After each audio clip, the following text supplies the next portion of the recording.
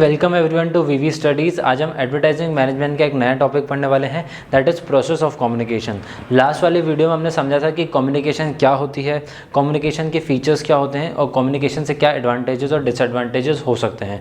आज हम पढ़ना है कि कम्युनिकेशन किस तरीके से होती है। It is going to be a very short video but a very important question from exam point of view. So जो डेविड के बर्लो थे, इन्होंने प्रोसेस ऑफ कम्युनिकेशन को बताया था कि प्रोसेस ऑफ कम्युनिकेशन में क्या क्या एलिमेंट्स इन्वॉल्व हो सकते हैं and those elements are very essential, because अगर वो एलिमेंट्स नहीं हुए तो कम्युनिकेशन अपने पार्ट कंप्लीट नहीं कर पाएगा। So starting from the process, first step is message. जैसे कि मुझे आपसे बात करनी है तो मैं पहले डिसाइड करूँगा कि मुझे किस बारे में बात करनी है, क्या मैसेज आपको कन्वे करना है। अगर हम एडवर्टाइजमेंट पॉइंट ऑफ व्यू से देखें तो जो एडवर्टीजमेंट चलती हैं वो बहुत ही शॉर्ट वीडियोज़ होती हैं। जनरली टेलीविजन पे जो हम एडवर्टीजमेंट देखते हैं वो अप्रॉक्सीमेटली 30 सेकंड्स की होती हैं, या ऑन एन एवरेज हम बोल सकते हैं 30 सेकंड की। कुछ हो सकती हैं 10 सेकंड की हो, कुछ हो सकती हैं 1 मिनट की भी एडवर्टीजमेंट हो, but on an average 20-30 second की एक ऐड होती है। तो उस 20-30 सेकंड की ऐड में कंपनी आपको क्या मैसेज देना चाहती है, that is very important, because आपके पास बहुत ज़्यादा टाइम नहीं होता है। अगर आप 5-10 मिनट एक ऐड के ऊपर लगाओगे तो सामने वाला बोर हो जाएगा और शायद आपकी ऐड देखे भी नहीं। सिमिलरली गोज ऑन टू, अगर आप चाहे FM पे देखो, स्पेसिफिकली अगर आप होर्डिंग्स देख रहे हो, तो जब आप कोई गाड़ी चला रहे हो और साइड में एक होर्डिंग आया तो उसमें एक बहुत ही शॉर्ट मैसेज होना चाहिए और बहुत बोल्ड लेटर्स में होना चाहिए ताकि आप उसको क्विकली ग्रास्प कर पाओ।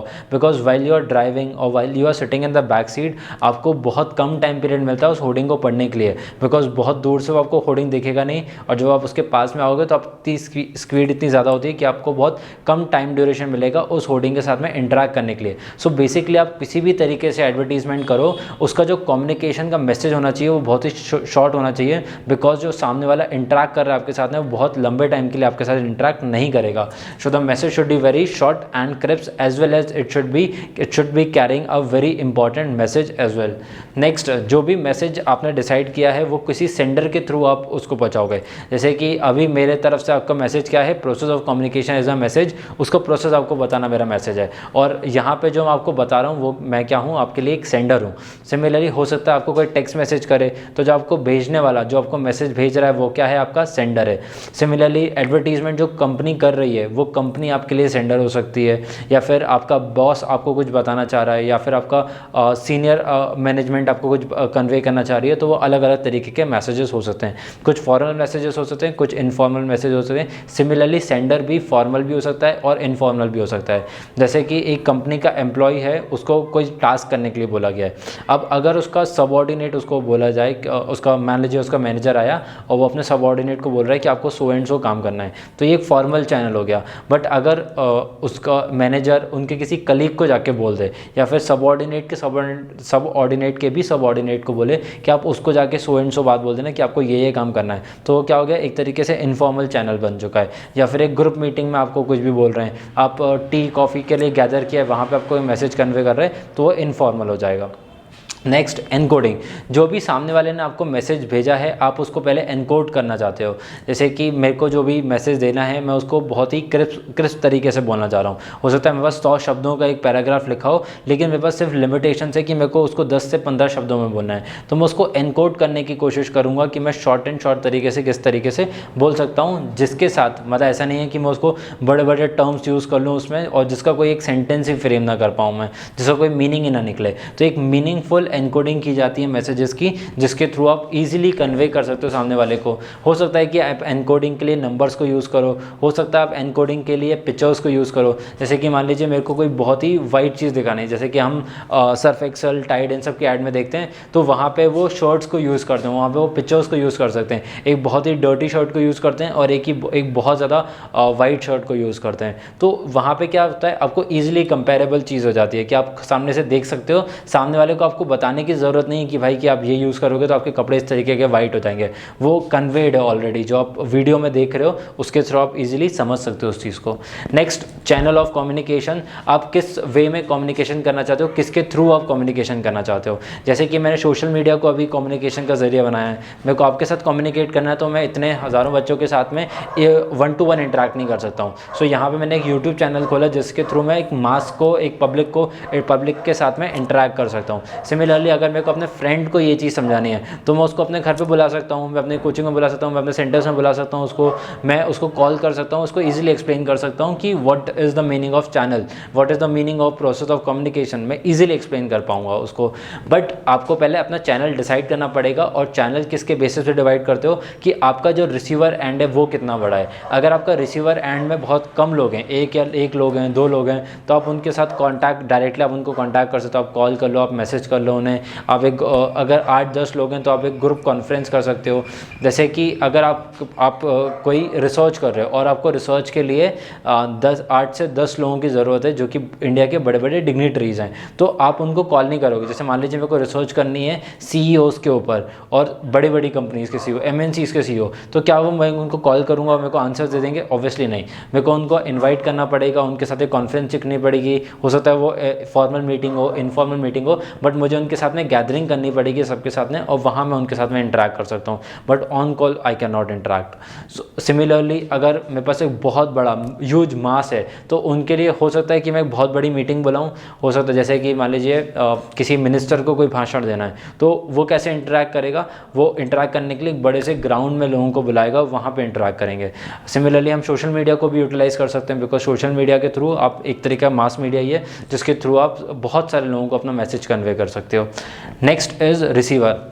अब जो सेंडर का पार्ट था वो चैनल तक ख़त्म हो चुका है, उसको जो बोलना था, उसको जो डिकोड करना एनकोड करना था वो ऑलरेडी कर चुका है, और अलग अलग चैनल्स के थ्रू आपके पास अपना मैसेज पहुंचा चुका है। अब रिसीवर के ऊपर है कि वो रिसीवर कैसे उसके साथ इंटरेक्ट करेगा।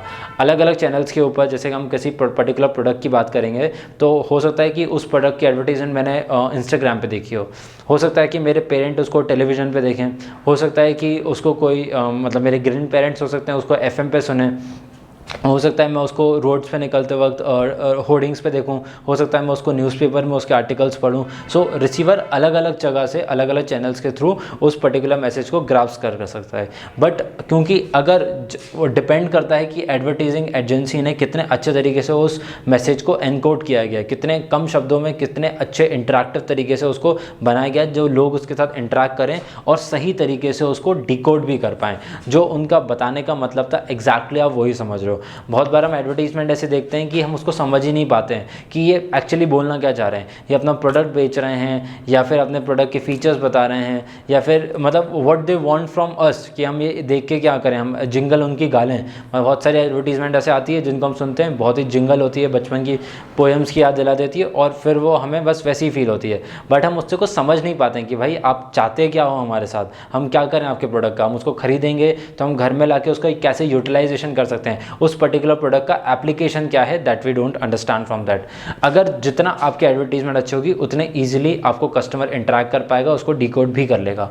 Next step is acting. जैसे कि मैं किसी से बात कर रहा हूँ, अगर 1-on-1 कन्वर्सेशन कर रहा हूँ, तो वो कन्वर्सेशन के टाइम पे अगर आप मुझे कुछ बोलोगे तो मैं एक्ट करूँगा, उसके लिए मैं एक्सप्रेशंस दूंगा। अगर आप कोई बहुत अच्छी बात बताओगे तो मैं उसके ऊपर स्माइल करूँगा, मैं हंसूंगा। अगर आप कोई बहुत इरिटेटिंग बातें करोगे मुझसे तो मैं इरिटेट होऊंगा, मैं फ्रस्ट्रेट होऊंगा, हो सकता है मैं एंगर इश्यूज़ हो जाएँ या मैं रेज में आ जाऊँ बहुत ज़्यादा। तो बेसिकली आप जिस तरीके का सेंडर मैसेज देना चाहता है उस तरीके से मैं एक्ट आउट करना स्टार्ट करता हूँ, चाहे वो 1-on-1 कर रहा हूँ या फिर मैं टेलीविज़न के थ्रू उनसे इंटरेक्ट कर रहा हूँ या किसी भी थ्रू इंटरेक्ट कर रहा हूँ।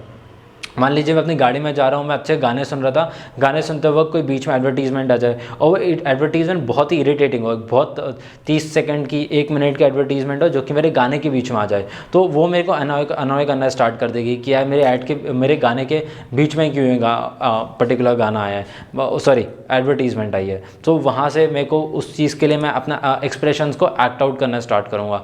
बट हो सकता है कि कोई बहुत फ़नी ऐड आ जाए और कोई मतलब वो ऐसे बोरिंग सा गाना चल रहा हो और कोई बहुत इंटरेक्टिव ऐड आ जाए, कोई बहुत फ़नी ऐड आ जाए या कोई जिंगल आ जाए। बहुत सारे ऐसे जिंगल्स होते हैं जो कि हम सुनते हैं जो कि हमारे ज़बान पे बैठ जाते हैं और फिर हम उसके थ्रू वो उस प्रोडक्ट के बारे में सोचना स्टार्ट कर देते हैं। लास्टली जब हम उसको एक्सप्रेस कर चुके हैं, लास्टली हम उसको फीडबैक देना स्टार्ट करेंगे। फीडबैक हम अलग अलग तरीके से दे सकते हैं। जैसे कि आप मेरी वीडियो देख रहे हो यूट्यूब पे, तो आप इसके नीचे कमेंट करके अपना फीडबैक दे सकते हो कि आपको वीडियो क्या अच्छी लगी या नहीं लगी, या कैसे इम्प्रूव कर सकते हैं हम अपने वीडियो को। That you can tell in the comment below. But similarly अगर आपने कोई वीडियो एडवर्टीजमेंट देखी है तो आप उनको फीडबैक कैसे दे सकते हो, by easily by purchasing that product. अगर आपको बहुत अच्छा लगा है वो एडवर्टीजमेंट, अगर आपको लग रहा है कि उस प्रोडक्ट को अगर मैं कंज्यूम करूँगा तो उससे मेरे को बेनिफिट्स होंगे बहुत ज़्यादा, तो उसको मैं खरीद लूँगा। बट अगर मान लीजिए मेरे को वो बहुत अनॉय कर रही है तो मैं उसको रिपोर्ट भी कर सकता हूँ। अगर वो बहुत ज़्यादा एब्यूजिव लैंग्वेज यूज़ कर रहे हैं या बहुत ही फॉल्स क्लेम कर रहे हैं तो उसके लिए मैं उनको रिपोर्ट भी कर सकता हूँ। So that is the way of giving feedback to them. So this was a very short video on process of communication. I hope you have understood कि किस तरीके से communication को किया जाता है। and अगर आपको वीडियो अच्छा लगा है then please